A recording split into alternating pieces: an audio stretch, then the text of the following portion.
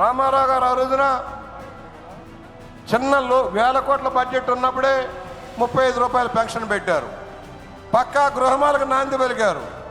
2 రూపాయల కేజీ 2 రూపాయల మంత్రిగా నన్ను చేశారు.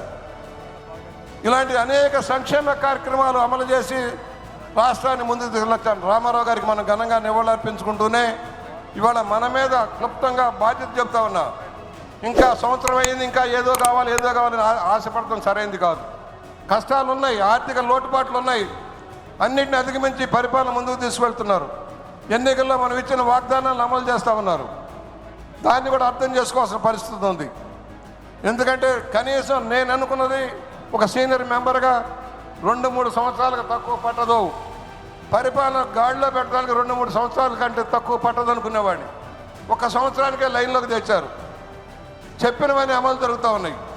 ఇవాళ ఈ మహానాడికి ఇంత భారీ ఎత్తున కార్యక్రమాలు చేపట్టారంటే ఇది ఒక చరిత్ర.